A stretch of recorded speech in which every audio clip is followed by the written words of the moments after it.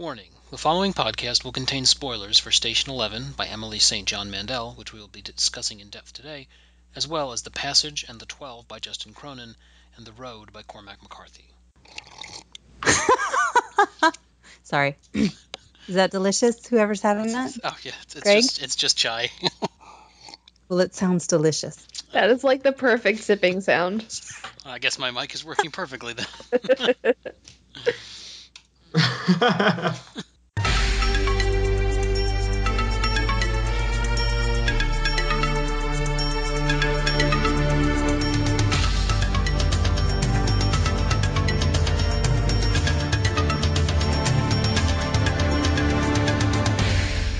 Hello everyone, welcome to Vassals of Kingsgrave. This is going to be the third meeting of the VOK Book Club. Today we'll be discussing Station 11 by Emily St. John Mandel, and we are all recording from our hermetically sealed safe rooms, so we cannot be infected by the Georgian flu, or Ebola, or anything else that will try to kill us during the course of this podcast. My name's Greg, I'm claudiusthefool on the forums, and we're joined by 5 other Vassals today. Do you guys want to introduce yourself? I'm Alex, known as LuckyCharms on the forums. Hi, this is amberrocks on the forums. Hi, this is Michal, inkasrain on the forums. And this is Zach, also known as Alias in the forums. And this is Alex's first VOK, so make sure we be extra nice to him. Don't jump on him. I'm a very sensitive soul.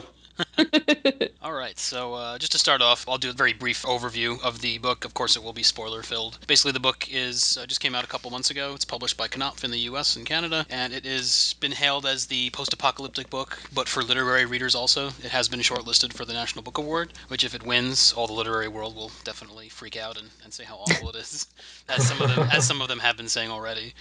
But the book is basically divided into, I guess, 3 parts. It's set in the current day where this disease called the Georgian flu is about to hit and killed 99.9% of people, and then it's set 20 years later, and then it's also set in it follows this one character in his life before the Georgian flu, because the book actually starts with this, famous actor dropping dead on stage during a performance of King Lear, and he's kind of the thread that ties all the other point of view characters together. It's been called a hopeful post-apocalyptic book, which I don't really know how hopeful it is, but it's a really great book. I've read a ton of post-apocalyptic fiction, and this really struck a chord with me more than, probably almost as much as The Road, which is one of the most, visceral books I've ever read. It's just post-apocalyptic at the center of it, but there's a lot of other stuff going on, which I feel like I've said this exact same thing before in a book club that we've discussed. Postman.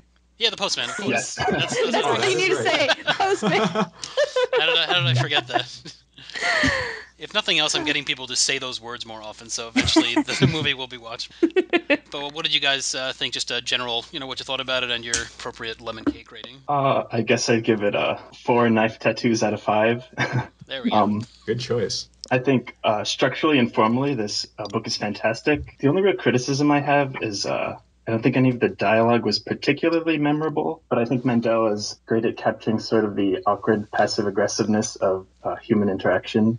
And this isn't on the text at all, but it's just me. But I've been reading a lot of historical accounts of the Armenian genocides and the Japanese occupation of Korea. So I've sort of been emotionally exhausted this past month, and I didn't quite get into this book as well as I would have liked to. But it's a 4 out of 5. We're doing lemon cakes, right? Or you can do knife tattoos. I like that. Or I didn't think tattoos. of anything ahead of time, of course. Okay, that was the part I personally have missed. only killed 2 people, and I don't want to give it 2, so I didn't do this. I gave it 4.5 knife tattoos. Now, how did you manage that? 4 knife Did you kill tattoos half a and a person? handle. 4 knives and a dirk. Well, a small knife. I killed a little kid. Shorty. That's Jesus. terrible. I can't believe I said that. I'm so sorry. He probably died of the flu. Don't worry. Probably. I don't believe that I've ever read anything in the post-apocalyptic. I mean, the closest I probably come is just watching The Walking Dead every week. But I really enjoyed it. I also enjoyed how the little time jumping it did. I also have not read any of the books that use that little technique.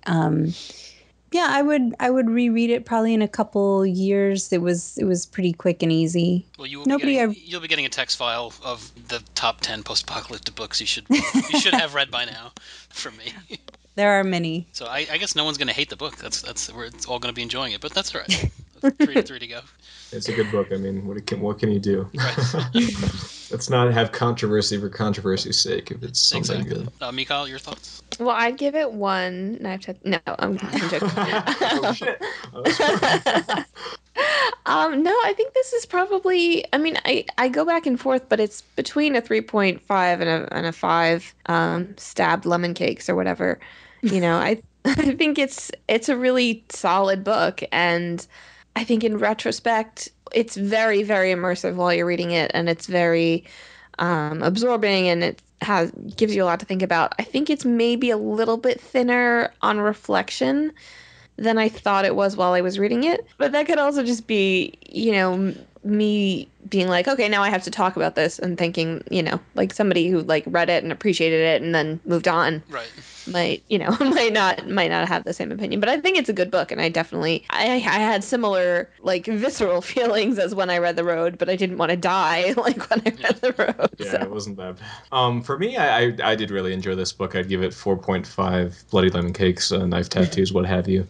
I just felt like it was a really, for one, it was very well written, but it was also, like you say, Michal, just a very engaging, I don't know, look at these various perspectives, and I enjoyed that process of kind of putting the puzzle pieces together from all sides. There were points where I felt like it was where some of the pieces didn't really fit for me. I thought it was kind of ham-fisted and not as comfortable as I liked, but I did enjoy most of those. That point about it being thin is, I think, good. It's just weird for me because I feel like that's very intentional on the part of the author here, because it does feel like there's not a lot of time wasted on, I don't know, just being very overwrought or being very dramatic. It feels like everything is like moving at a pretty fast timber, and to some degree that's kind of jarring. And it took me a while to get comfortable with that, but I also really enjoyed that, especially because of how consistent it was throughout. Also with the narration style, same thing, kind of weird, but I liked how consistent it was throughout. So it was good for me. Yeah, I'll give it a 4 point, somewhere between 4.5, 4.75, knife tattoos. I read a ton of post-apocalyptic fiction, and it's always tough to find something new to get excited about. And this, I think it did that. The only thing I didn't not like, it just took some getting used to, was the format, the time jumps a little bit, where there were sections that I was so looking forward to getting back to, and then I'd flip ahead and be like, I'm not going to get that for another 80 pages. and of course, after 5 pages of reading the new section, I'm engrossed again. But I didn't particularly care about Arthur until we got to that last section where it was really from his point of view.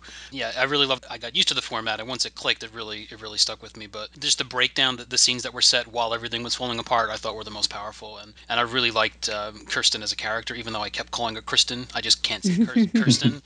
And Jeevan, I was so happy that Jeevan survived, where I wasn't sure for a while if he did or not. Yeah, so I don't mind the fact that we all loved it. Just to start off, Tez, I know you guys. I've read a lot of post-apocalyptic fiction. Amber, you said you haven't.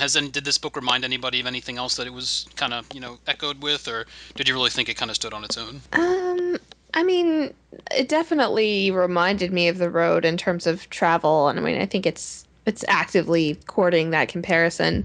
But I don't know. I mean, a lot of the post-apocalyptic stuff I read is like actual, like post-apocalyptic, like by the time we're in a dystopia. Like I read a lot of young adult fiction, and that's usually, where that is. So, but in terms of like that feeling that you get when you're reading a real like apocalyptic novel, when everything is ending and the world is crashing and burning or falling silent or whatever. Actually, you know what it reminds me a little bit of? This young adult series called Gone by Michael Grant, where it's not an apocalyptic thing, but it's these kids basically in this California town, normal town, whatever. And then suddenly one day, all of the adults or everyone over 15 disappears, and there's like this sphere around the town, and just like the idea of like the food running out and like the resources running out and like siphoning gas and like slowly things getting less and less civilized, even though you still have those structures around you. It actually reminded me quite a bit of that. I mean, The Stand is one of like the benchmarks of post-apocalyptic fiction, and in that book, it is a flu that basically kills 99% of the population, and there were parts of this like I kept expecting there to be a point where they were going through a tunnel, because like every post-apocalyptic book has like people traveling through the Midtown Tunnel or something, but they were out of New York by that point. But there were some pretty harrowing scenes of Jeevan getting out of Toronto and just the breakdown at the airport. But It The Stand, it definitely reminded me of that, and they actually mentioned The Passage by Justin Cronin as one of the characters in the book is reading it, Yeah. and that's one of my favorite books. It's in that they're like vampire zombie kind of things, but it's not a flu, but it's the same thing where there's this big jump, and then you get like society 100 years after everything falls apart, which I thought was a nice little throw out. There's obviously a lot of post-apocalyptic fiction that this could be rated to, in terms of thematic sort of things it's going for. But I think the framing device is relatively unique. The flu and the idea of looking at people before and after and sort of in the process. Actually, the best example I can think of for comparison is that network TV show Revolution. If you guys remember that, it's nothing. That show doesn't compare to this at all in terms of quality, but as for the framing device, it is very similar in terms of showing sort of way after this world that is going back to a very archaic, technological existence, and then also flashbacks seeing how things got to be that way for the various characters. I think that that's pretty consistent in terms of how it works. And then, of course, not just the Pocahontas post-apocalyptic. I started writing just PA. We can just say PA from now on. Postman. It's a long word. Postmanian. But also the device, I don't know if it's been used terribly often, but the whole jumping back and forth, and you've got these different threads that are coming together, and then there's a certain point where you kind of see, oh, that's how this person is connected to this. With Cloud Atlas, which I did not read but saw the movie, that kind of thing. It did remind me of that. Cloud Atlas, The Stand, The Road, and the one. What's the one mentioned in the book? The Passage. The Passage. These are all listed as like recommended reading at the end for the my versions.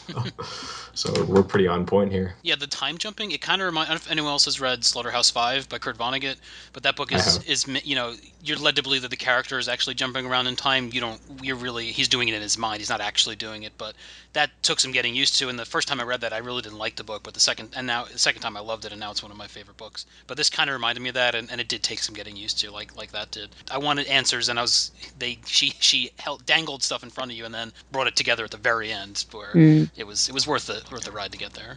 I almost feel like it would have been interesting to have the narrative be more present in this story, as it kind of is in Vonnegut in that story. I think that there are moments where it kind of intrudes that I'd like to. They were kind of hard to get used to, but I feel like maybe there was more room for some kind of force that is existing outside the narrative itself. No, we can talk about that because I tend to not like books like that where the narrator is overly omnipotent. Where the first time it hit you in this book is where they're having the drinks after Arthur dies. And they say everyone dies, yeah. And they say, of the three of them, the bartender lasted the longest. He'd be dead in 3 weeks. Yeah. And I don't like that because I like to find that stuff out on my own. And Stephen King does that too, and I love Stephen King, but sometimes, 80 years later when he was dying peacefully in his bed, like stuff like that. Spoiler. It's a tricky thing because I agree with you that it can be a bit jarring, but I think that again, the way that it's consistently done throughout kind of justifies it for me. And I don't know, I just feel like the story is less about learning what happens to the characters in that way and kind of, I don't know, kind of piecing together the greater whole. Because like a lot of it is a given, I guess, given the context that I don't know, it's kind of weird. Like we know that everyone's going to die, so I don't feel bad about having that insight. Well, I mean, I guess the only characters that it was a question was Jeevan and Miranda. Oh, and Miranda. Yeah, Miranda was probably the most painful part of the book. Well, you knew they couldn't all make it. You knew right. Someone was going to have to go. Yeah, right. And then I guess like who was going to die in the immediate present, Yeah, so I mean, for me, like I don't know from a stylistic perspective, like if it's like correct or if it should have been more consistent, less consistent. But like I enjoyed it, and I kind of like that kind of omniscient narrator, and it definitely is like a glass of cold water down your back every time it comes in. So. And that first time it just hit you because up to that point it was we don't know anything about that really. On the issue of Shakespeare, it's something like the the chorus at the beginning of Romeo and Juliet, where it's clearly spelled out these characters are going to die horribly. And I think it sort of enhances the existential nature of the text, and it makes it much more comfortable for the reader. So I think functionally it works well. Yeah, I actually thought that the little mini spoilers were kind of an interesting little quick detour into lives of people that, I mean, obviously, of course, Miranda is a more major character, but, the bartender and whoever is at the leaves the airport or whatever, it's kind of interesting to get a little bit of closure. We're never going to see that bartender again. So, at least we know what happened to him. Those are both really good points. I agree. Yeah. Thank you. Sorry. You've brought me around on it. I mean, I guess when you set up that kind of like blanket, inescapable doom, basically, except for the people who happen to escape, there is always that question. Like she talks later about the two other sisters in the play.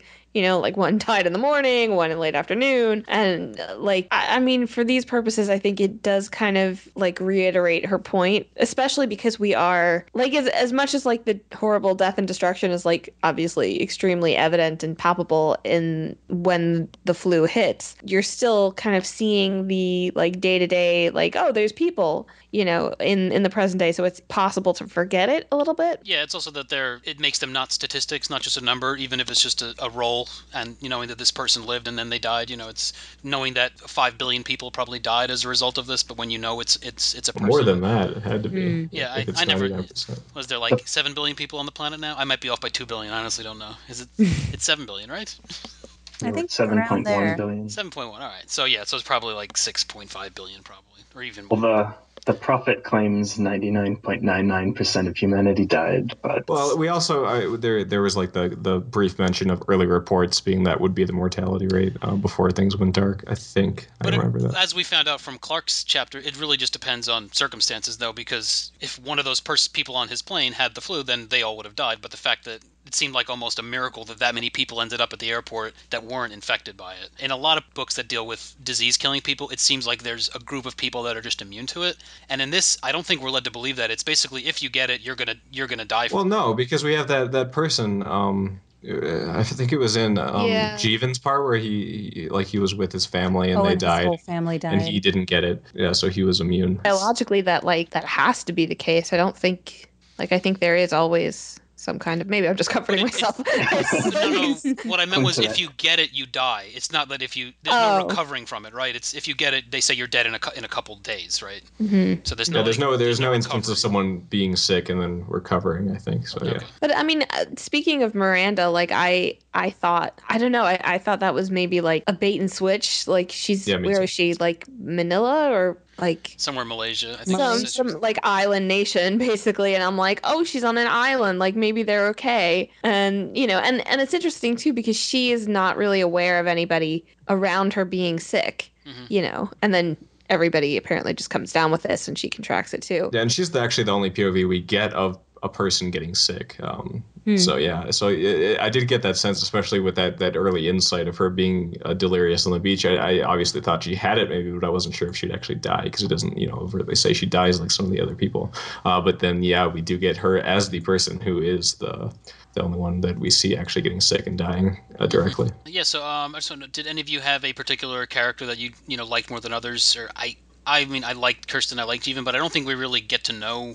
It never really goes super deep. It's more about what they're going through than themselves. I guess Arthur is the one that we really get all the story of, and from when he was a child. But we can just talk about Arthur because Arthur is the thread that kind of ties everyone together. Arthur and Miranda. But what did you guys think of that? Using Arthur as the device of the guy who basically dies in the first chapter, and yet he's the person who's overbearing everything else that happens in the book. Well, I didn't like him much as a character. He kind of he's not terribly appealing, but it is an interesting device, and I did feel like at some places it was kind of overdone. Like, do we need the paperweight changing hands from him to Miranda, from him to Clark to him to Miranda to Kirsten? Like, I don't know if that needed to be there. To Tanya to Kristen. Oh yeah, Tanya. Yeah, I forgot about her. And obviously, Arthur's not a very nice person, and he's an interesting character, and it's cool to fill in the details in this sort of non sequitur way. I did like that, and those were probably some of my favorite parts of the story was getting that. So I did like him. I liked Miranda too. I found her perspective to be the most interesting. The whole writing the comic thing. I don't know. She was a very interesting character to be in the head of. And I want to like Kirsten, but like you say, we don't get much.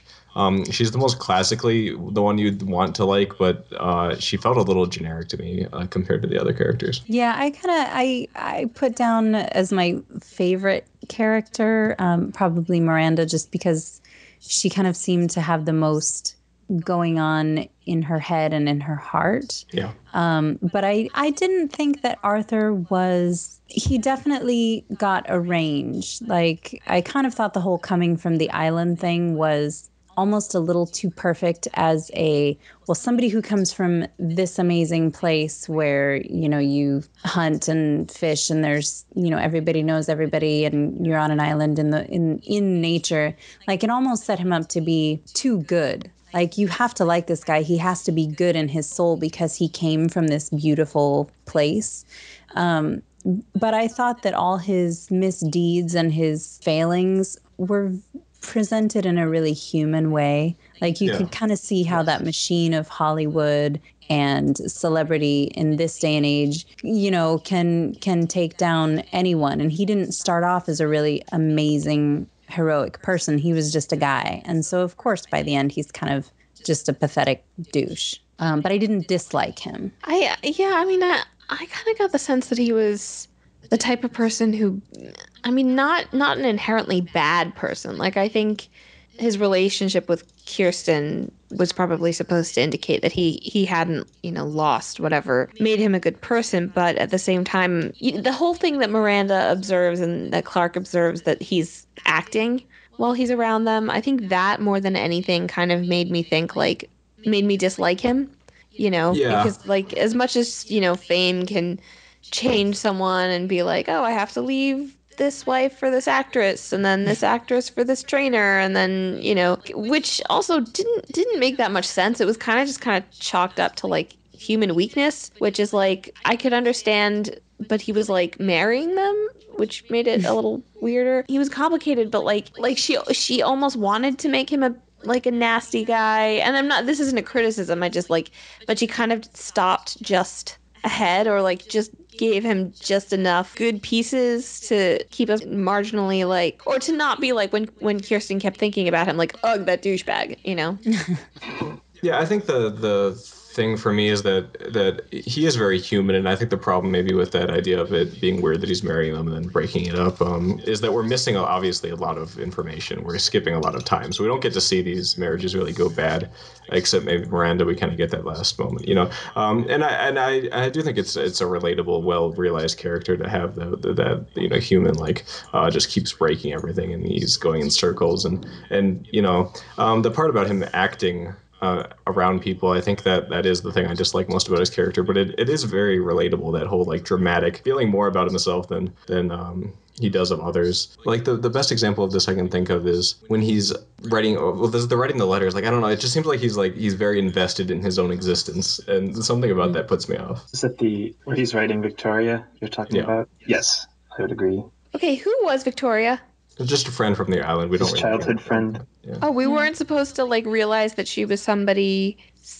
Yeah, that she I was missed something too. I thought that was leading somewhere, but no, it turns out that we never met her because we're never on the island with him, really. But he was. They mentioned later that she was, like, going through a tough time, and she was a housekeeper, and she had to, like, sell the letters for money or something.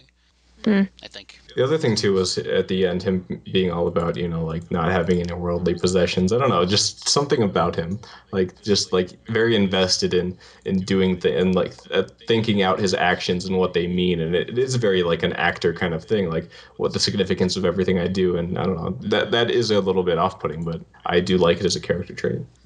Yeah, that's true. I mean, you can only afford to get rid of all your possessions and move to Israel if you have a bunch of money, right? Yeah. So it's a little disingenuous. And trust me, you can only buy an apartment in Jerusalem if you have a ton of money.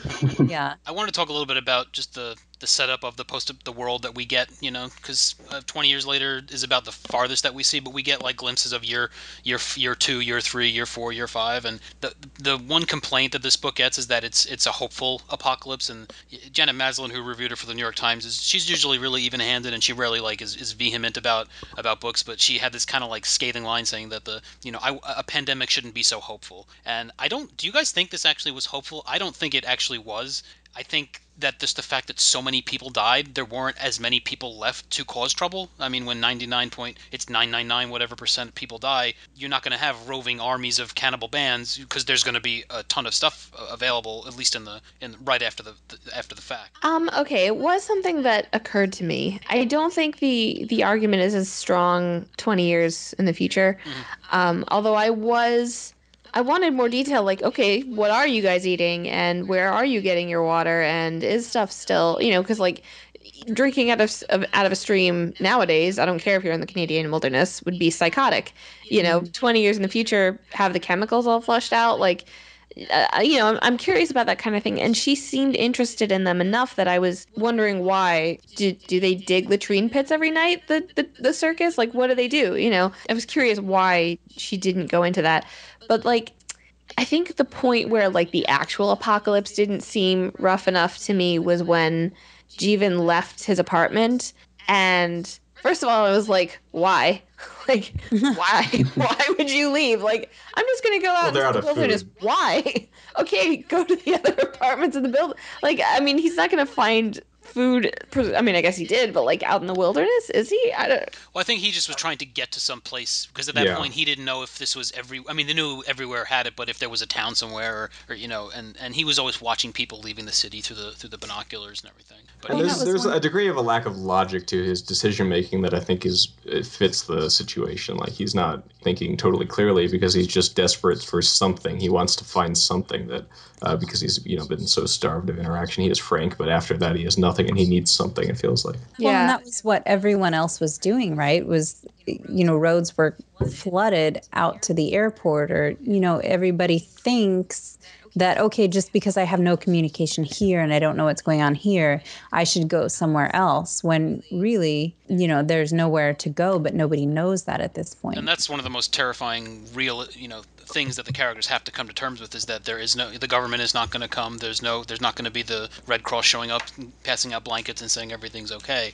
And the people that can understand that are the people that make it, like Clark and his friend, who could sort of separate from what was going on. And it's the people who had families and who couldn't let go of the old world that really lose it. So in terms of like the apocalypse not being like apocalyptic enough, so I mean that point again, like Jeevan, what did you pack? What are you wearing? Like, did you see anybody with guns? Like, he just kind of meets like these nice people and travels with them for a while. And it's not necessarily that I have a problem with that. It's just that I feel like she was more interested in like the lack of humanity than like in what this would necessarily do to humanity. Do you know what I mean? It's a tricky thing because, like you say, it's sort of teetering on the edge of giving us that detail that it kind of explains how things are, what's going on with the ferals, what's going on with how they survive. But we only get brief glimpses, and that can be a source of frustration where we're not getting a lot. But I do think that this story, especially with the way it's narrated, isn't interested in really exploring that detail. And that can be a source of frustration, but I think that is, again, very intentional and not really an oversight. I definitely didn't think it was hopeful. I mean, just because the last paragraph is some old guy, waxing poetic. I mean, I think overall it's still fairly brutal. And it's hard to say, like watching, I think at some point I mentioned watching The Walking Dead, and it's like, every week there's some new group of people that's out to get you, and it's not the zombies that you have to worry about, it's the people. But really in this situation where there aren't a lot of people left after 20 years, there was some passage where they were talking about, there's these religious cults, but we just kind of steer clear of them and they do their own thing. After that long, people do kind of seem to coalesce into groups where order rules, and people, fall into the thing that we all do, which is, kind of follow rules to better or worse. It was like at the very end, when the kid shoots the prophet, I totally didn't see that coming, because it's that whole thing of you just do what you're told. This is what we always do, so this is what we're going to do. And at 20 years out, there's probably not a lot of that kind of stepping out of boundaries. Yeah, you almost, or I at least got the sense that at the 20-year mark, like, it almost felt like the world was winding down. Like, there wasn't this drive to rebuild, and you get a little bit at the end where that you do see the town with the electric lights in the distance, but they talk about how like the buildings are falling apart and no one's making anything that can last again, and they're running out of bullets, and it's different where a lot of similar fiction is, you've got some strong, like even to Walking Dead, like a governor character, someone like that who's trying to hold the old world together. And it doesn't seem like any of these towns really have that. Even like, the guy's doing his newspaper, but like no one else is. So it's just like a passion project. He's not lighting a fire under anyone. I like how it's kind of breaks the mold of the typical post-apocalyptic novel in that. Yeah, I think the hopeful parts might have been a source of contention because of the way they're sort of done. So you have the newspaper guy, and the question then becomes, why do we have him? What is his significance? What is the meaning? What is the result? And that is a question I felt a lot in this book that I don't necessarily think needs to be asked. I don't think this book is trying to get answers of those kind. And also like things like at the end when they see the town with electricity, like what is the result of this? We never actually get to see it. Why does that matter? And also a big one for me was the shipping fleet. Like I know it's an image that Miranda and I also suspect the author was very into based on the acknowledgments, but it was one that felt like it was hinted at it would be more meaningful in the context of the narrative, but didn't really amount to anything. So there were those things that felt like they should be more than they were. Well, if you've seen Waterworld, then you know that Dennis Hopper takes one of those ships and then he gets some jet skis and the smokers are born. So there is that. That's what I wanted to happen, and it didn't. So. Maybe there'll be a part 2. If her editors want this book to be as popular as Hunger Games, they're banging on her door to write the what happens in year 21. It's a sequel, but it's literary. Station 12. Station 12. Perfect. Is there talk of that? No, I don't think so. It's a literary novel. They don't like do it's sequels. a well-regarded book, but it's not like the next Hunger Games. No. We'll talk a little bit about, there's a couple passages about how the children who are born after it or who are young enough to forget the old world are actually better off. I kind of understand that, but I've read enough of this, and I always like the old crotchety guy who's sitting in the corner waxing philosophical about television and the internet. I don't think it's a good thing to forget, even if you can't have it again. And I think the people that let it go are almost taking the easy way out. But do you think actually that the kids who were born with no memory of microwave ovens and Tang actually have it better? Tang. That's again for the postman. Sorry, I don't drink Tang. I was like, I don't remember Tang.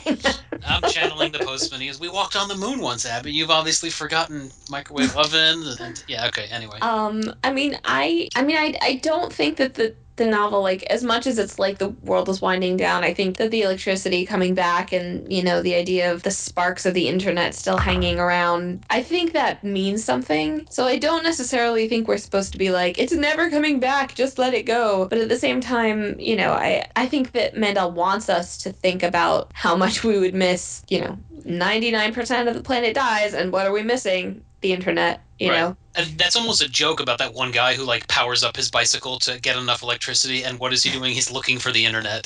Mm-hmm. And I just want to read this one passage, which it's weird. Some of the chapters are 20 pages long, and some of them are just a paragraph. But right when everyone starts to die from the flu, it's this one paragraph of just no more, no more of this, no more of that, and I just want to read part of it where she says, "No more internet, no more social media, no more scrolling through litanies of dreams and nervous hopes and photographs of lunches, cries for help and expressions of contentment and relationship status updates with heart icons whole or broken, plans to meet up later, pleas, complaints, desires, pictures of babies dressed as bears or peppers for Halloween.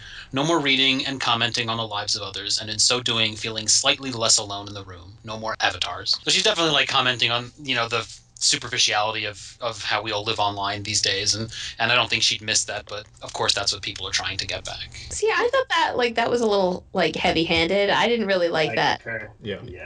Yeah. I was okay. I share her views, so maybe that's Well, it was also every time, and I don't even know that this is unrealistic. I'm just saying, every time they were you used to open a door and cold air would come out, and I was okay, I get it. They're missing refrigeration. I understand. Again, not necessarily a bad thing, but I did sort of think I'm smart enough to understand that I should be thinking about the impact of technology and how I'd miss that without you having to tell me to miss it, Right. I think the most affecting passage in that regard for me is when Clark is commenting on how this is the last orange I'm probably ever going to have, and that the decay of infrastructure means so many luxury food commodities that you enjoy every day you can no longer have, mangoes, papayas, all gone. I think that was the most touching for me. Facebook. Well, that reminds me of the can of Coke in the road. Mm-hmm. Yeah. Yes. It's fizzy. I hate that book so much. That book kills me. I can't read it. I mean, I have Scar, read it, but I can't like it. I can't do it. You know. it gave me, and this book did a little bit too. Sorry, tangent, but like it gave me what I call like road vision, which is like for like a week after I read that book, I was like walking Right. around being like, what would this look like in the apocalypse? Oh my God, I'm seeing like these bodies of all these people. I'm like, what's useful in this house? Oh no, it's gone already. I think that's the success of this book, that it can invest you to the degree of something like that. I do think that the fact that it lingers with you, I mean, it's part of the medium and the style and the, I guess, genre too, but I think this book does a very good job of achieving that. Mhm. And I think one thing that in a way made it so relatable, I mean, the constant references to the internet, it just felt like it was very, very much of this time of the year, 2014, 15, whatever. And that almost more than anything else kind of took me out of it, because it's like, okay, in 10 years, is somebody going to be able to pick up this book and relate to it? It really works now, and it was very affecting to read now and think, wow, if this happened today, all this shit would be important. But, 10, 20 years from now in this timeline, things are going to be completely different. Yeah, that's why the road works better, I think, because there's very few things to tie it down to. It's a light book in that it's dark in what it goes through, but it's light, and it could take place in 100 years, and 150 years, or 30 years ago. You don't really know, and that's one of its strengths. But yeah, I don't know if this book will hold up in that sense. But for what it is, breaking the molds and sort of opening up the world of literary fiction to this kind of stuff, I think it'll leave a stamp, even if it doesn't hold up on rereads in 50 years.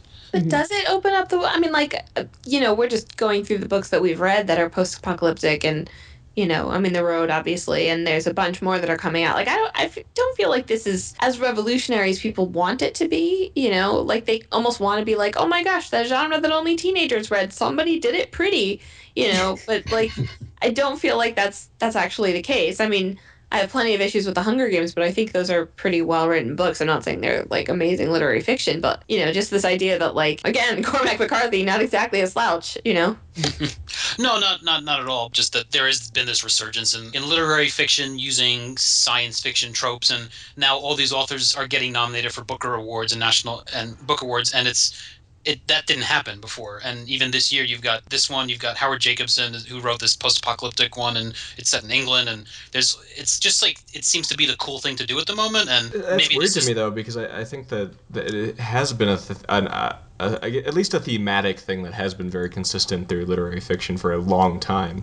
Maybe not this very specific sort of style of it, where it's post-apocalyptic sci-fi in the manner that we see in a lot of those genre fiction examples. But I mean, you can even go back to like someone like Yeats, or even way before, like the Epic of Gilgamesh. I mean, you can think of plenty of examples of the center cannot hold, things falling apart sort of mentality. Right. Yeah. That's right. And I mean, then you have David Mitchell, right? Who's just like, screw you guys, I'm writing whatever I want, and it's going to be literary. Well, now, like, people think that David Mitchell is too genre-y, like he's too mainstream now, so he's not going to get the, get the literary crowd anymore. God, I hate this. I feel like we should force Alex to say something. Yeah, what would you like to talk about, Alex? I don't know. I think there's this. Brown, you're off the podcast. No, I'm sorry. I'm sorry. There's this Punchy. very strange cognitive dissonance with the Traveling Symphony itself, where there's this last vestige of like high culture and these thespians and artists, but at the same time they're skull-cracking badasses who can dispatch brigands effortlessly. The irony is real there, for sure. I could feel it, but I like that. I like that dissonance. I think it was cool. They say survival is inefficient, or survival is not sufficient enough. But it's good to have. So. Right. Yeah. Well, that kind of brings up the question of, what do we think we would do? I think Frank's way out sounded pretty awesome. To just be comfortable in your bed and just like, okay, I'm going to stop this now. And it's your decision. It's a coward's way out, but at the same time, it doesn't sound unpleasant compared to the alternative. Well, I think if he could walk, I don't think he would have done that. It's like he knew his options, and he took, he didn't do it immediately. He threw himself into his work, and he did that as long as he possibly could. So there's a little bit of theory crafting. Did you guys think the memoir he was writing was for Arthur? Because The only Yes. connection I can think of is that the whole immortality thing is mentioned, and Arthur directly references that in his, I guess, third omniscient monologue that he I, has. I I thought it could, but I didn't think it would have been possible because Arthur only started doing his philanthropy stuff like in as he was dying. Like there wasn't time for him to contract a ghostwriter, I don't think, Yeah. unless he was doing it on the sly. That would probably Which be doesn't. too much connection, I think, to have that. Well, I want to talk about that a little bit too because there's everyone is connected, but it's almost too perfect, you know. But I always have to realize that that's the author knows the story before they write it, so she's going to know that these characters all are together. But it seemed almost too perfect that Jeevan passes. There's all these little. I mean, just Jeevan is the one it starts out with, but with the comic book getting passed from Tyler to to Miranda, and then Miranda to Kirsten, and it just seemed like a little too everything fit together too perfectly. It made me want to go back and read it again, which I don't actually want to read it again right now, but it was a little annoying actually. Like, oh, okay, all this shit's coming together and I wasn't paying attention. So who gave who what now and where does this, I kind of had to, when I started figuring out that, oh, Tyler's the prophet, that's Yeah. when I was like, damn it. Prophet. Scripture where he's reading the testament, like at the very first part he does that, you're like, oh shit, he's the guy. Based geographically. And to a degree that is a little annoying. I think it's one of those things where the author is doing the thing where they make the reader feel clever for figuring stuff out, and that is a device. I felt so clever. That is a device that works in terms of making your reader feel good about reading. But yeah, I guess this book has some replay value. What point did you guys go like, oh, there's a connection? Because for me, it was like when we found out that Miranda's dog was named Luli. Well, I was so curious about that because we don't figure that out until the very end when we figure out he has the comics. That's why, and the name is in the comics because I remember it being briefly mentioned in that scene where she's in this office and she thinks to name the dog in the story, the Pomeranian in the story, that. But I didn't put it together, that one, until the very end. No, I didn't get it until he was reading like the Book of Revelation to the quarantine plane, and Clark is like starts talking to him, and for Tyler being the prophet, I got that super early. Yeah. I was way ahead on that one. oh, way to go. Oh, I didn't get that, but I got that there was some kind of connection when. Not when Miranda was thinking of naming the dog. Well, that was when I figured out how it happened. But like, I remember that the prophet was like, dog, Luli, and then I was like, and it was like Miranda's dog, Luli, and I was like, that's definitely not the same dog. So what's going on there? Yeah, so that's what I was thinking. I was like, why is his dog? Why does he have that connection to Miranda? Because it's so far we have no connection between Tyler and Miranda until we discover that he has the Station 11 comics at the end. I think I beat Greg on the prophet thing by probably just a couple pages, but I feel like the paperweight was the first thing that stuck out to me. That is one of the more superficial ones, though. Like, there's not a lot of meaning tied to it other than it just passing between hands and getting to see where it went in a non sequitur way. That was probably one of the weaker ones for me, I think. Has anyone seen the film Babel? Yes. Brad Pitt. Structurally, this book reminded me of that film very much. That despite all these characters being, from what we see, very closely interrelated, they're very much isolated. There's all this trauma and anxiety, and they have trouble connecting with people. I haven't seen that film in so long. I just remember falling asleep several times throughout it, but I did see it on DVD and I liked it the second time. But no, that's a good point. I feel like that movie like made you had to work. It made you work, Yes. And I kind of like that more in books, not in movies so much. I just want to enjoy it.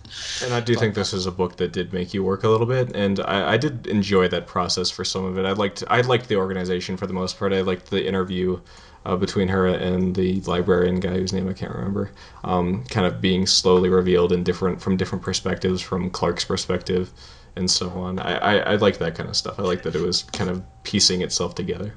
Right. Some things I thought they waited too long to reveal, like the thing with the tattoos. Like I figured, like what else could the tattoos mean? I Like, thought that was super obvious what those meant. But the way they drew it I out was didn't like, get it. I'm not going to talk about the tattoos, and then they finally do. It's like, yeah, that's the probably... tattoos of knives on her arm that are like a number of them. Obviously, they'd be people she's killed. Come on. But there's one thing I thought was going to happen, and I thought she was making it super obvious. That's probably why it didn't happen. But the whole connection between Tyler and the plane that was quarantined. Did anyone else think that he was going to try to get back there to try to like open it up and unleash a second wave of disease among everybody, because I thought that's because Clark mentioned that jet in every single page almost, and of course it's there, like he lives with that in the shadow of it, but I thought that was one thing where he was going to come back and try to like make everybody sick and kill everybody now. Yeah, I thought. Did anyone else think that Tyler was going to try and do something? Yeah. Yeah. I think that's probably the biggest failing of the book in terms of like a plot thing, because that plot line just completely fizzles out. I mean, like there's that one tense standoff that ends, and then okay, we'll just go to the airport now. Yeah, All right, I felt exactly cool. the same way, but again, I think this is deliberate. I think this book is not trying to have a dramatic climax where we get to see it all come together. And to a degree, I felt the same way. I was like, that's how it ends, really? We had so much build-up, and that's it. I did feel that, but again, I think that the book is not trying to be that. See, I was so happy that happened because I felt so much relief. Yeah, that's the thing, too. And I didn't want, because if it did that, then that would have kind of fell into what, every post-apocalyptic book has got the crazy religious leader or the crazy fundamentals guy who's trying to start a new society and he's going to, kidnap people, rape people, and do his thing. And this guy gets shot by a kid, and it's over, and his dog becomes her friend. And I was like, oh, that's nice. Now let's go to the airport, follow the yellow brick road, let's go meet the wizard.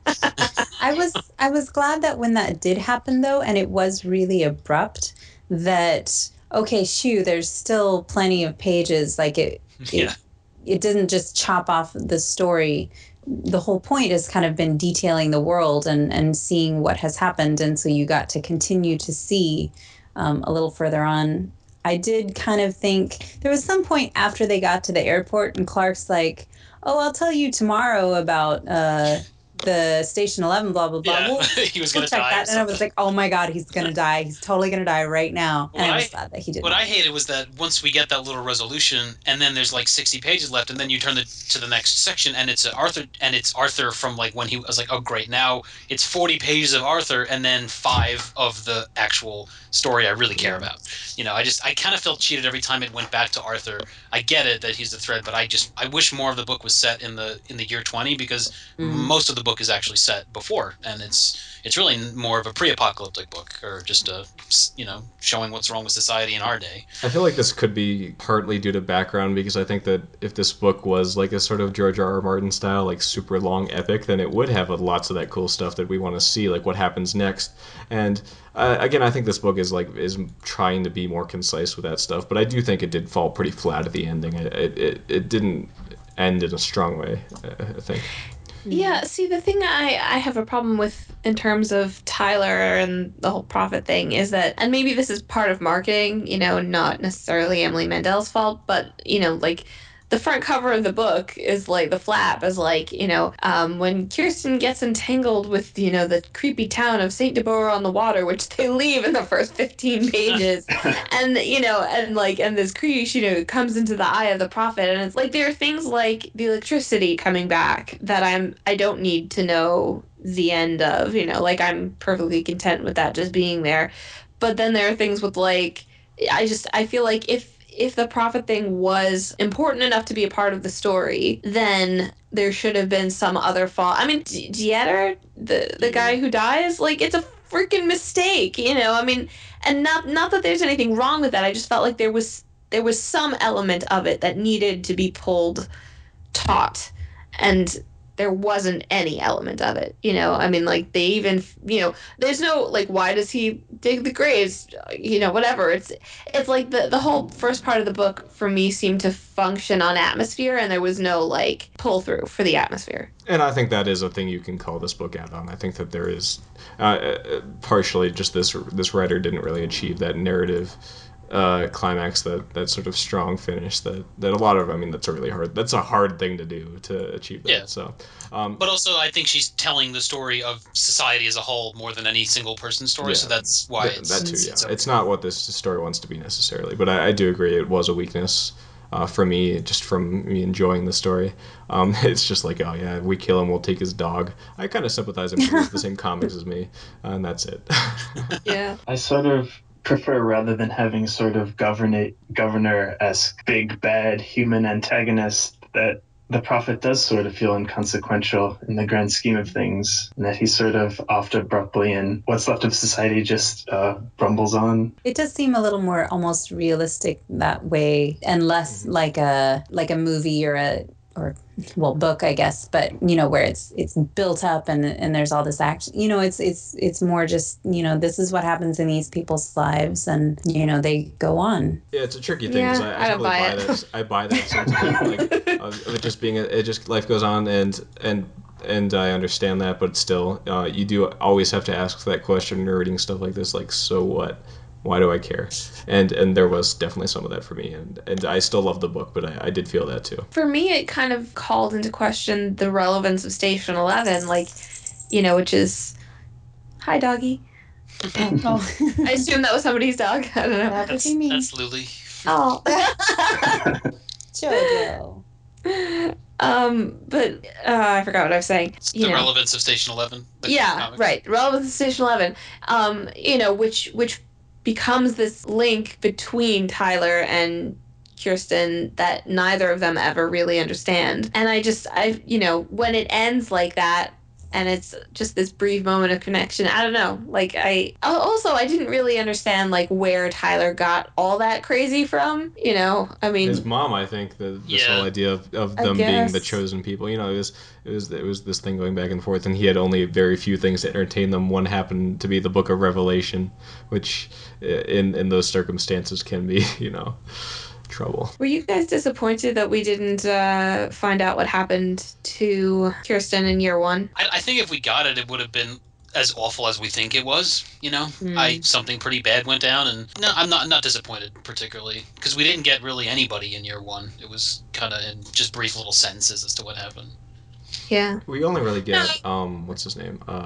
Jeevan. And Jeevan for me was one of the, in terms of connections, was the weakest. Obviously, he has a lot going on with Arthur throughout his life, and that's interesting. But at the end, he's like so separate in the post-collapse world. He is so separate from everyone else. I have a hard time like thinking of why he's relevant there. Picture her writing this and then getting that person like, oh crap, I haven't read about Jeevan in 200 pages, and then he's living in this nice little hamlet in Virginia, and of course, you know, the prophet is the thread, you know, there that they pass through there at some point. But how did the prophet get all down there and then back up, like, or because Tyler starts in the airport, but then he ends up down in Virginia, and then he's back. Yeah, they go around. Yeah. It's been 20 years. That's true. He's proselytizing all over America. But did anyone else have, because like, if the book's not set in an area that I know about, I like to know, you know, where it's actually taking place. And we have this, you know, giant road atlas at work, and I was actually had this open and to like the Michigan, the mitten and everything. And I was trying to find specific towns, but the only actual town she mentions is Traverse City. And there's New Petoskey, which there is a town Petoskey. And we know it's on like the eastern coast of Lake Michigan. But there is no Severance City, and I think Severance City could be. It's obviously not Traverse City because they do mention Traverse City, but in that general area. But I don't know this area really, and it was nice to like actually look at. And I was looking at like the bridge over into, you know, across into Canada and Mackinac Bridge, and they mentioned how that like collapsed at one point. And I really liked the fact that it wasn't set in like New York or Los Angeles. I mean, parts of it were New York, and then the collapse of Toronto. But it was really refreshing that it was a little different, and I like that. Yeah, I lived in Michigan for a while, so it was kind of cool. Like I've been to Traverse City many times, and so it was, you know, it's kind of cool to get that feeling. And I actually have a weird story because do you guys remember that in 2003 that blackout that happened? I do. Yeah, so I was moving from Massachusetts to Michigan through Canada that day when it happened. So it's kind of weird reading this book because it kind of gave me like, I don't know, like flashbacks or something to that was probably like the most end of days thing I ever experienced. You know, geographically, it was very similar to where I was. Well, I like secretly love blackouts because I'm obsessed with post-apocalyptic culture. That every blackout you have that moment of this could be it. I'm ready. It's time. And, yeah. Oh, I'm never ready, but like this could be the one. Like the lights might not be coming back on. Yeah, so that was a cool thing for me. I liked it. I liked the setting. I was actually trying to find out like what airport this is, and I think it's the Cherry City Airport, which is right outside of Traverse City. Like I was looking at pictures of it, and it does have a lot of glass enclosures, and it looks like this could be where it's actually set. So it's cool. I thought they were going south for some reason. I thought they were going towards Ohio. Yeah, but they were going like south from the top of, is it the Panhandle? Yeah, they were in the Upper Peninsula. Yeah. So the peninsula. Yeah. So they're, you know, I think that could be it. Yeah. They mentioned like the lake, but you don't get a specific, and you know there is no like St. Deborah by the water or anything like that. But yeah, I like to place my stories when I can. Look at a map and didn't. That's all right. did you guys buy the whole, like, foods, like, you know, the food ran out at the thing, so some people decided to hunt, and, you know, there's enough food for this entire airport population, and then after that, like, you know, the toilets still work, and I don't know why I'm fixating on these little details. I just feel like Again, I think this is George R. R. Martin syndrome, and that sort of storytelling maybe it where it is. covers all bases. And I did have those thoughts too, but I don't think the story wants to explore them. Yeah, I kind of wondered where they were getting water from at the airport after years and years. Well, the winter, I guess it makes sense. No, you melt snow, but I mean, also the woods. I mean, it's pretty rural once you get a couple miles outside of the city there, and there's plenty of game, and you know they did have the guy from the TSA who knew how to hunt. So there were only like 80 people there. It wasn't like they were feeding an entire city. So I think it was, and they dug up the parts of and planted their garden and stuff. So I thought it was pretty realistic. But it was one interesting thing where she said as she was writing this, she didn't know that like gasoline would only last a couple years, and it wasn't until she was reading The Dog Stars by Peter Heller, because they had the same editor, which is another really great post-apocalyptic novel, but it's got a lot of other stuff going on, that she realized that they couldn't have gasoline in years later, that only airplane fuel actually would last much longer, but even that eventually would go stale. Which I thought was a really cool I just thought it was a really cool detail. I didn't know that. I'm very interested in the process of crafting a world like this that's post-apocalyptic with this circumstance of having so much of the old world and trying to figure out how to repurpose it, but obviously you don't have any electricity or anything like that. I love that idea, so it was something I wanted to read more of, how that world was built. But again, for one, I think that's a lot of research the author has to do that probably just didn't get done. And again, probably wasn't a thing they wanted to focus on, but that is something I'm very fascinated by, so I wanted that stuff. And I did like the bits we got. That was my favorite section, I think, was Clark's, 5 or 6 chapters of, landing at the airport and getting to year 20 and seeing how different people handle it. And she kind of got away with it there because the airport's a perfect place because they've got restaurants, they've got, facilities, they've got wide open spaces. They're relatively, isolated from a roving horde of starving, people. So it was the best place he could have possibly been. Yeah. They had that sign that says "Turn back," so no one ever shows up. So that was also maybe my favorite scene, where that one guy makes it in and he drops his gun and I thought I was the only one. Yeah. Because there's just so few people left in the world. I mean, that is a little overwrought. That is a little dramatic, but it was a good scene. Oh, I'm a sucker for that kind of stuff.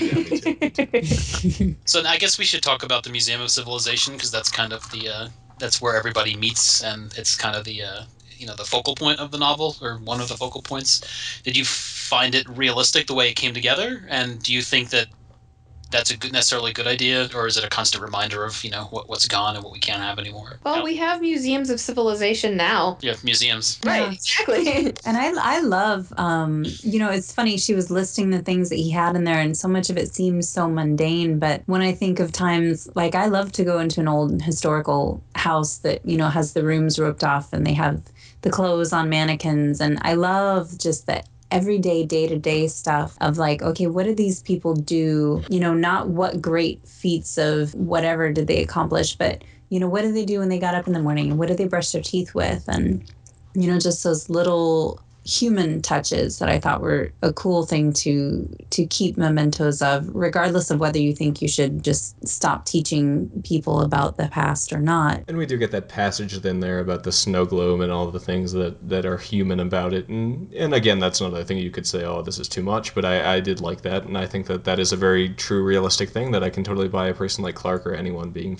and the other people that are fascinated by just being so caught up in the value of these objects that they have significance well beyond what they seem. I do like that idea. Whether or not it's a good thing in terms of whether society should hang on to that stuff, I don't know. I couldn't tell you. I think it depends on the person. We'll have to wait and find out after it falls apart and see who visits, what kind of numbers they get. Visit back on this Oh wait, we can't do that. Shoot. We'll all meet in New Petoskey or Severance City, whatever. Well, we have very low chance of all surviving in this city, so I mean, hope. Obviously, I will we're say destined, obviously. We're the characters. Yeah, yes. we're the light, actually. We are the light. Well, one unexpected detail, speaking of what did they brush their teeth with, was like Kirsten like poking at like where her teeth had fallen out, and I was like, oh my god, toothpaste.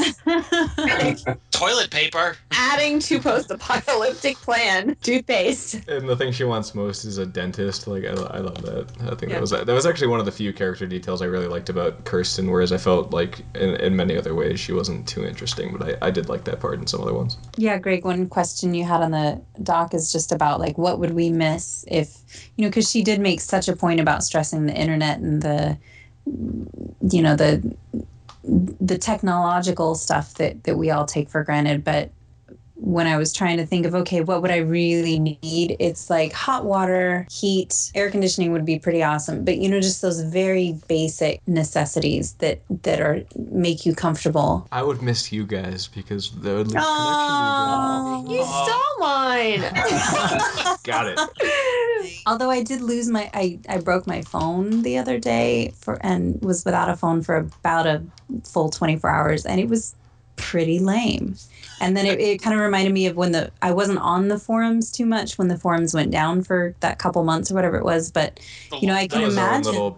I can imagine that would just be terrible. Yeah. I think, I definitely would miss the internet. I mean, it's sad to me, like how often I check my phone and like, I mean, I don't do internet or electronic on Saturdays, and I'm like, it's really good, but it's also really hard. And like when it's over, I'm always like, oh my God, what happened in these 24 hours? Like, and inevitably, like it's hardly ever anything. But it, like just now, I can't even tell you how many times I've checked my mail while we've been talking. The which only is, one. Again, so dumb, right? But yes, I would also miss comfortable stuff. I'm a comfort person. I like to be warm and not in pain. Yeah, it's a weird thing for me to reconcile because there's a part of me that is fascinated by that idea of living a more, I don't know, a life with more stakes, something, that where survival is a concern, where you aren't living, like there's the quote from the book, like the high functioning sleepwalker. I feel like sometimes I'm in that state, and I feel like if I were to survive something like this, I'd have a better chance of escaping that. But still, yeah, like losing all those like comforts, like obviously it would be horrible and terribly full of suffering kind of thing. But it is definitely a weird feeling. I mean, I think that attitude also like is fixed easily enough by realizing that it happens. We don't need we don't need an apocalypse to recover. I mean, it's from like our state existence. I always think of people who are like, oh well, childhood used to be dangerous, and like before we had vaccines, and it's like, yeah, deeply miss that time. Like it. Come on, not that you're saying that, Dak. I'm just having my own little mini rant right now. No, yeah, I totally agree. It is a thought I have. Do you guys never think of what life would be like in the post-apocalypse? Surely you guys think like. That's every day.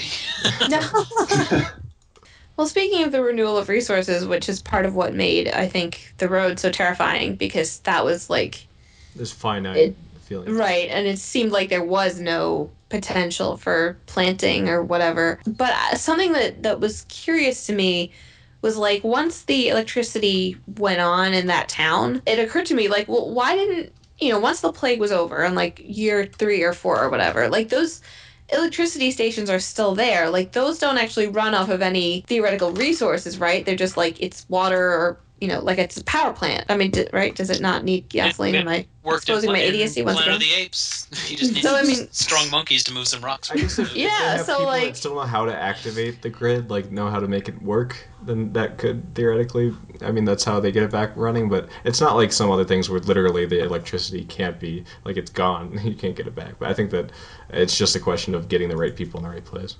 Right. So, I mean, like, Clark's whole thing, like, I was here for the end of electricity, and I was a little bit like, hey, hang on, dude.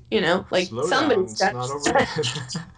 But, God, those toilets must have broken in those 20 years, though. I mean, come on. We don't know. I think we get the toilets only working, like, a few weeks after. I don't think we actually get them directly referenced as being used way later. I feel like there was in the... I know they said the thing about, like, putting water in them to flush, but I think that was still relatively soon after. Yeah, but you can still go into the bathroom to shave. I mean, it's probably, there's nothing is going to break as long as the sink is still there. The water's not running, but that's believable. But they kill people in the bathrooms all the time, right? So Something I thought was funny was the fact that all the musicians don't get names, which was funny to me because it's like the whole thing about being the orchestra in the pit not getting any kind of love for your contribution. Except for Viola. I've been there, Zach. Yeah. Oh yeah, there's some of them, but it's funny that they're normally, as opposed to the actors, given just like the third cello or not the third, you know what I mean. I also love the tribalism between the different sections of the orchestra. How does other people know it's flutes? Yeah, that actually it kind of annoyed me because it was so impersonal, and I was like, you guys literally survived together, and for me it kind of threw me off as to how close the troupe actually was. Did that have an effect on anybody? I didn't think it was. I thought it was more like they're almost an army, or they're a group, and it's almost like their roles. It's not just like red-shirting people. It's actually maybe they take pride in the fact that I'm the second oboe, stuff like that. Because you did get a lot of their names also. But yeah, sometimes just calling someone tuba isn't as respectful as giving them a name. Yeah, it's a stylistic thing. I don't know. I didn't really get that feeling, but I totally get why it would feel like it was impersonal and these people were kind of red shirty, I guess. It didn't feel red shirty to me. It just felt like jerky. It felt like a jerk move. Yeah, it's weird because you feel like you're attributing that way of describing people to Kirsten, but I think that's not how she would think of those people. I think that's more the narrator. Yeah, I did kind of take it as a cue to be like, oh, okay, he doesn't have a name, so I don't even have to. Like, there were quite a few people introduced in Kirsten's, first couple chapters. So anybody who was named an instrument, I was just kind of like, whatever. If you each had to select one item to put in the Museum of Civilization, what would it be? Oh dear. It's in the show notes, guys. You had time to prepare. I did, but I still couldn't think of anything. I haven't either. I still don't have one. That's why you guys go first. Yeah, I was trying to think of something new and unique apart from what they listed in there. So honestly, I just wrote down like stuffies. Like it'd probably be something I would take my most personal item and something just that say you personally here. have like sentimental value to. I think it would typically be just anything like that. Yeah. I would say my father's violin, but I'd probably be part of the Traveling Symphony. So that's a no. Yeah, I was thinking I'd probably put my I have a baseball signed by Willie Mays, Duke Snyder, and Mickey Mantle. That the second the apocalypse happens, that it has no value whatsoever. But it still represents, hey, when people had free time, they cared about things like this, and it's the one signed baseball that I've kind of held on to over the years. So I'd probably put that if Clark would take it. You remind me of that really sad scene where they go in the house. The little kid in his bed with the baseball, the picture of him in the baseball outfit and the Starship Enterprise figure. Yeah. I think that scene was so sad that I kind of forgot about it, but that might have been actually my favorite scene, just for what it, I love that idea of like finding a house that hadn't been touched when they thought these places didn't exist anymore. It was haunting. Maybe my Harry Potter books. I don't know. Those are useful. Like they have an application. This is true. You can teach people magic. Or we could just leave the world of ice and fire and devastatingly confuse future generations. Then they can wait like we've waited. Yeah. They'll have a little longer wait if it comes to pass. What happened at Summer Hall? I'd love that to become some prophet's mythology. I know. Stuff. Reminds me of Reign of Fire, movie with all the dragons. Oh yeah. The survivors in Scotland, they think of Star Wars as like mythic prehistory. Yeah, for me it'd be something sentimental I can't think of right now, but that is where I would lean, and I think that is where it would normally go with that type of thing. It was just like pictures of like your family, right? So they would be like there. But I think Greg is right about like something that doesn't just have personal value to it, has some kind of meaning beyond that. Like you say, like the baseball being something that is so distinct from that era and in terms of what people are interested in. There is that, if I was trying to think of the perfect item, that would be part of my consideration too. What did you guys think about the title?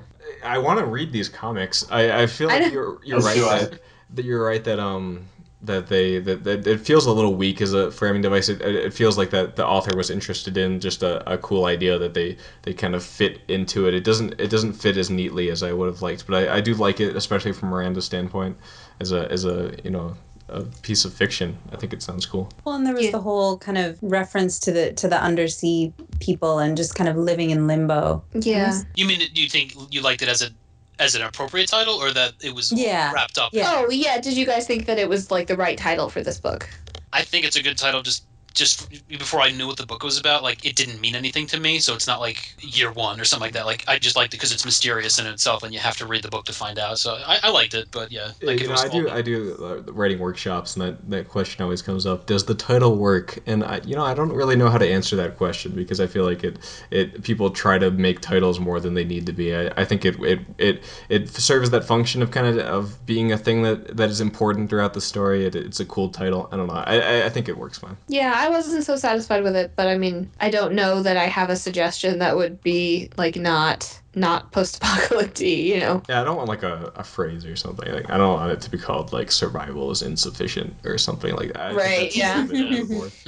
Yeah, the Traveling Symphony. It's a line from Shakespeare. Like, I thought it could have been called like Lear or that's something, overdone, you know. though. Like, that idea is pretty, I don't know, that'd be kind of lame to me. Oh, but come on. Oh, I didn't hear. I don't know, like Lear, or I don't know, some line from Lear, I don't know.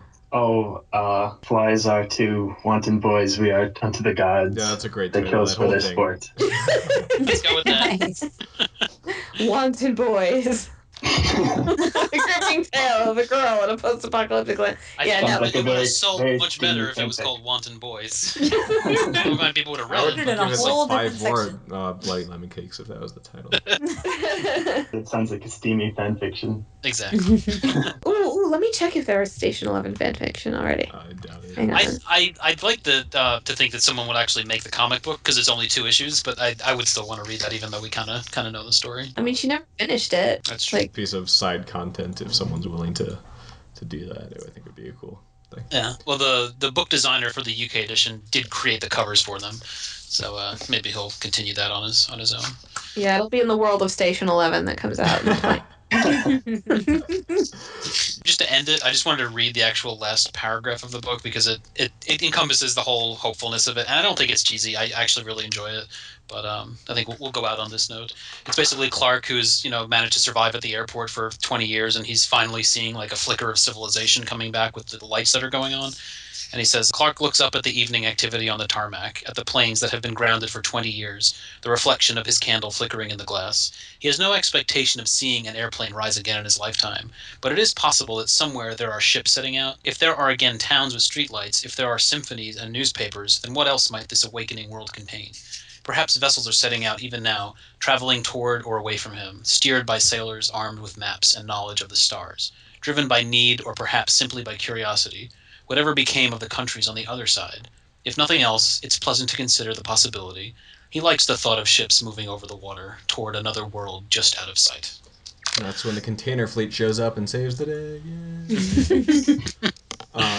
I like the consistency of the whole idea of air travel and just traveling being the thing they emphasize in terms of what has changed. They always reference the collapse as being the time that air travel ended or something of that vein. I like that. Or just how small the world becomes when you don't have that option anymore. Mm-hmm. And Yeah. I just do want to highly recommend the passage by Justin Cronin, because she mentions it even in the afterword that's the book that the character was reading, because in that book it's a similar kind of thing, and then you think the world has ended basically, but it's kind of a spoiler, but you find out the whole world has basically quarantined America, and they've let us die even though they can Like, go on. Because 28 days later. yeah, but the entire continent basically, because we've been overrun by unstoppable vampire zombies. But yeah, I'll throw that up as a suggestion for future book clubs, maybe. And I like that this book didn't do that. It didn't have the people saving the day. I'm joking about the whole container fleet thing, though I do wonder why it was in. Yeah. But I do wonder why it was in. But yeah, I'm glad this book didn't have the thing where like it was just over here, it's fine over there. Yeah, no, I mean, it sounds like it was once you had one infected person, like they were getting reports from all over the world, and it didn't even start in the U.S., so it's not like you could even assume that it would only be there. yeah, damn Russians. Sorry. Yeah. There's a comment in the show notes, Greg, about the jingoism of the plague. I didn't quite understand that question. Oh, I just meant like a lot of books that have end of the world type stuff. It always starts off somewhere else. You know, it's a sickness from Africa, or it's the Georgian flu. Like it's never something from America. Like it didn't start in America. I meant is it like did she not want to like would it have been a bad thing to have it start off in to be the Pennsylvania flu or something like that? I don't think that was that was considered whether people would be upset if it started in America. I think it was part of the idea of it being this sort of shadowy, weird, not understanding thing way off. Kind of how we felt about Ebola before it showed up on our shores. Like as long as we're not being affected, who cares? But as soon as we are, it's a big deal. So I think that was the goal with that. Yeah, and in Canada, you'd know about it. It's like if the story's starting in Toronto, then people, like not like Americans. So. No, I'm saying if it was in Pennsylvania, they'd probably be a lot more concerned in Toronto as opposed to if it's in Georgia. But I had a real surreal. You guys might have too, just because the height. I mean, the Ebola thing is still going on. But when they were talking about quarantining that nurse, that's right when I was reading the chapter about Jeevan and when it was all going down, and it was a pretty if someone coughed, I was like, just stay over there. But, well, it's really like the pathology of all this is very scary. I mean, like the New York Times review took it kind of hammered it home in a place that I didn't expect it to, which was like, Miss Mandel subscribes to the theory that humanity will be wiped out by a super flu. And I was like, wait, she does? Like, wait, not that I was ever oh, this could never happen, because obviously, it could happen, God forbid, but the fact that she's actually imagining a scenario that she thought could happen seemed a hell of a lot scarier to me than oh, what if, what if aliens take over the planet? Sure, it's an offhand possibility, but I'm not particularly concerned about it. But once the author's no, this is how it's going down, I'm a little bit whoa, okay. Well, this has happened. I mean, the Black Death killed 1 in 3 people, and that was, people thought the world was ending. And one thing that the book stresses in talking about, how small the world is, and so much talk about the airplanes, and the guy has the airplane tattoo, is that these people are just kind of planet hopping. And if you have a virus or disease that spreads so quickly, it was everywhere but Antarctica. There's almost no preparedness really that you can have for something like that. Well, that we can have. Part of me thinks that the CDC and all the governments have contingency plans for all this. No, you to think so, right? That's the. I mean, I don't know that they'll work. I'm not saying they'll work or that they'll be good. I'm just saying that they probably have some idea of what procedure would be. Maybe, I don't know. There wasn't much humor in the book, but one funny passage I thought was when Kristen is talking to I think it's August, when they're trying to get back to the Traveling Symphony, and he says, "Do you believe in ghosts?" And she goes, "I don't know, maybe." She goes, "Of course I don't. Imagine how many there'd be, because everybody's dead." So I thought that was the one moment of levity in the book. Oh, see, I didn't think that was funny at all. I was like, oh, that's so terrible. Oh no, they weren't saying it to be funny. I chuckled, right? Because that's the closest thing we get to being funny. True. But yeah, if there's ghosts, then there'd be 5 billion extra ghosts hanging out. I think there's room for this book to be funnier. That is another criticism. Yeah. I think, there's room for that, but it does take itself very seriously. Mm-hmm. And that's kind of going back to what Alex said about the dialogue feeling a little flat. And that I think that's part of it. The characters didn't feel as rounded as I thought they could be. Though there was some really good stuff in there in terms of, like was previously mentioned, just showing these very human elements. For sure, that was a thing. All right. On that note, I think we're good to go. Thank you everyone for joining and for listening, and be sure to vote for the next book club. We'll have it up in a couple days probably. Thanks everyone for joining us, and we'll see you next time. Bye-bye. Bye. Bye. Cheers. Take care. God, that sound. I can't. We should put that sound in the Museum of Civilization. There's all these first-hand accounts of just having orgies in churches because they thought this is our last time to have fun, and just all these awful petty kings rose up and they thought it was the end of the world. And not that I want to have orgies in churches, but this kind of stuff has happened over the years, and people I know churches. Delayed reaction. It's uncomfortable. That's so fun. You guys don't all do that now? What? I don't know. I guess we're in the after show then. Yeah, I think the thing there is that people want to think that our infrastructure would keep us safe from that, but the Ebola thing is like an example of like if people are not ready. If something was really bad and really contagious to the degree of this, we would not be prepared for it. We wouldn't be able to deal with it. So that is true, a thing, and it's a little bit more realistic and scary to you even get this in the book. Like they say, like the zombies, they're like, oh, it could be worse, but that is way less likely than this. Yeah.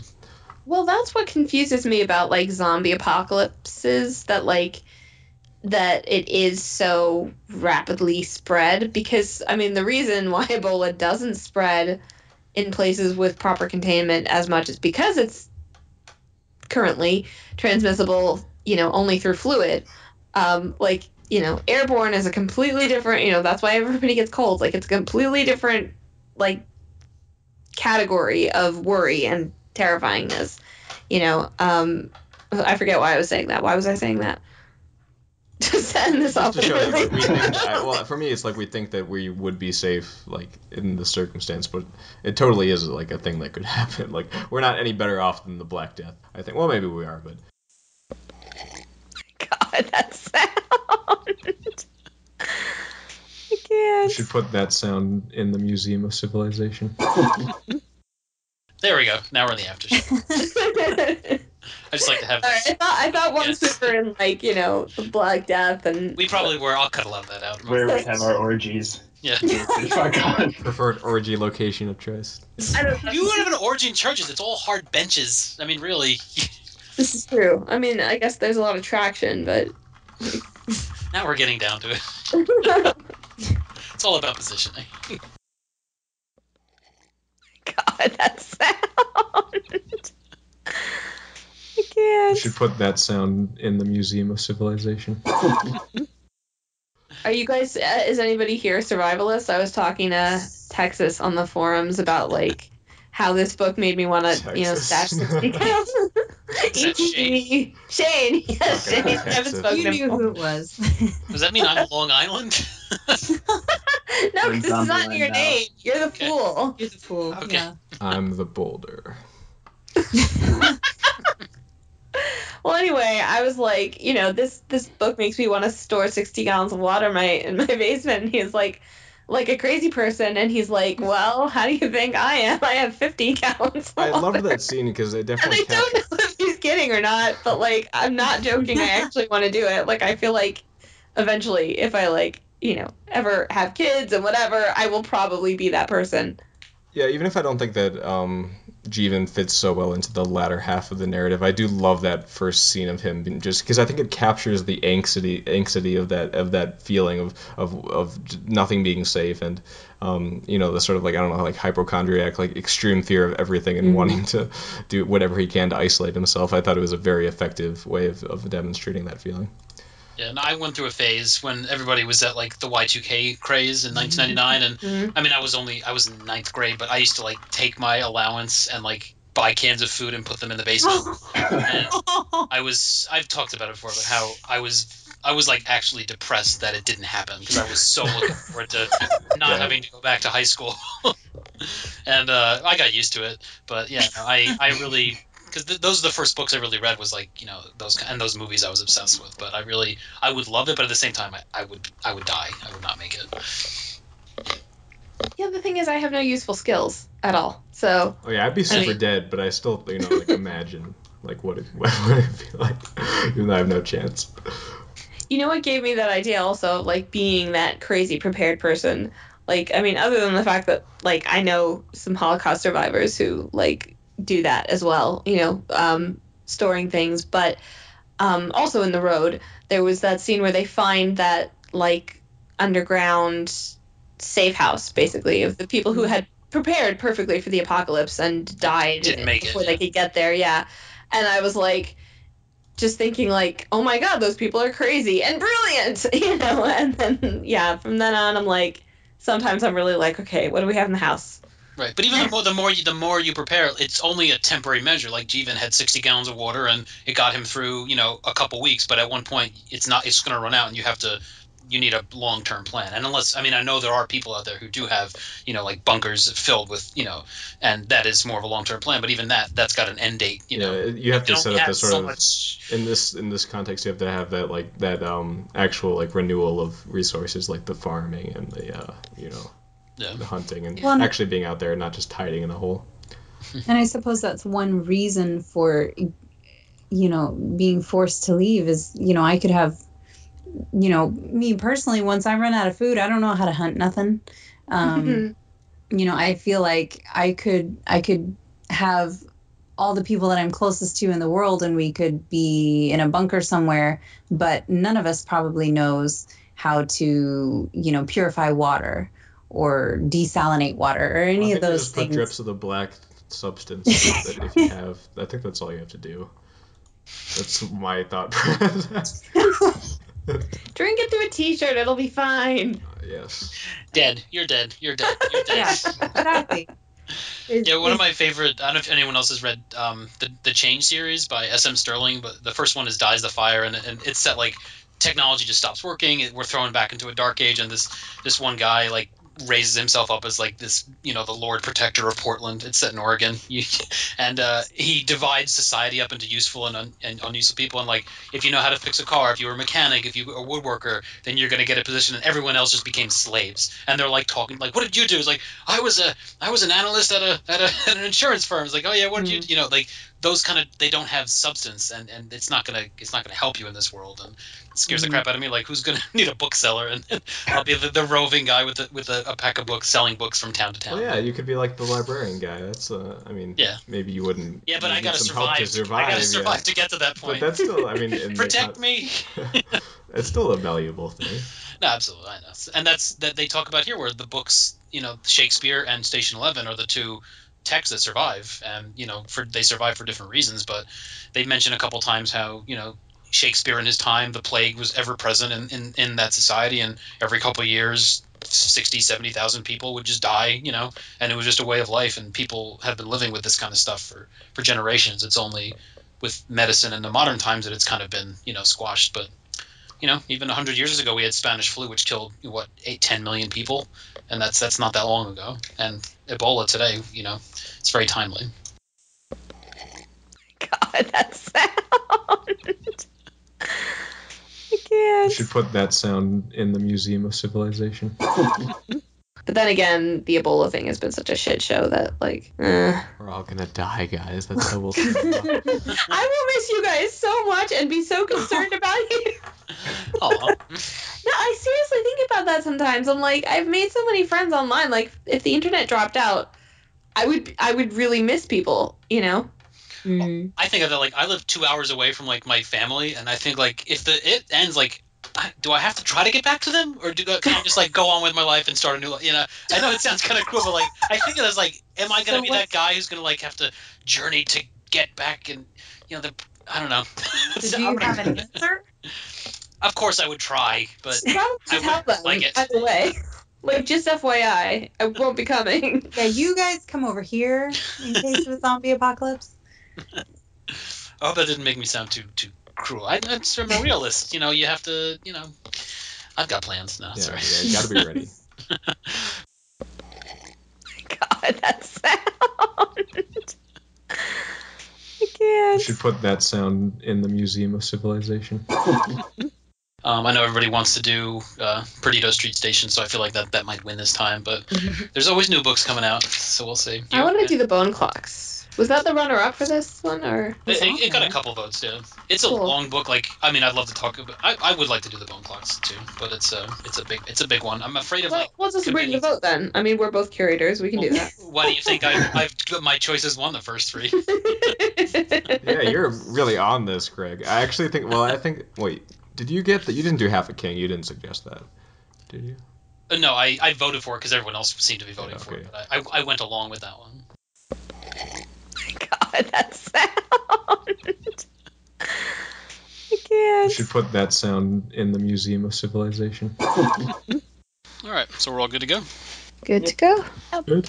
All right, so what order should we go in today? I want to get it straightened out here. How about... Yeah, we'll just go alphabetical. So By forum names? Just do your real name. Last place. Sorry, Zach. Uh, Well, actually, I'll go last. So, Does that yeah, mean I'll go I'm up? first.